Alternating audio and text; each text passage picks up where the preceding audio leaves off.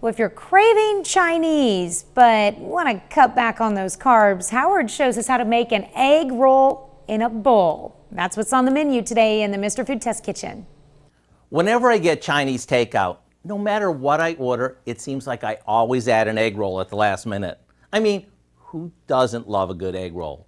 So let me share with you a dish that we recently came up with that has everything we love about egg rolls without all the work.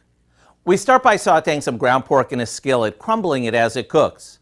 While that finishes up, we mix together some soy sauce, garlic powder, a bit of ginger, and some black pepper.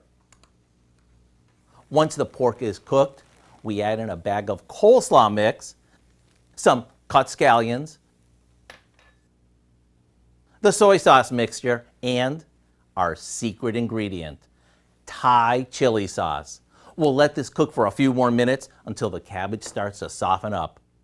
Now, rather than rolling the mixture in egg roll skins and frying them, we simply serve it in a bowl topped with some crispy fried noodles. Or, if we really want to go all out, how about pan frying some wonton skins to serve right along with it? There you have it, the taste and the crunch of egg rolls served up in a bowl for a novel twist. And whether you serve this as a hearty lunch or as a fun change of pace dinner, you can't miss. As always, the recipe for our egg roll in a bowl is online now.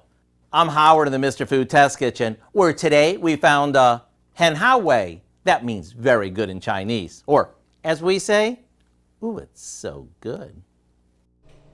We can find this recipe along with a lot more good food from the Mr. Food Test Kitchen online. Just go to our website at KOAMnewsnow.com.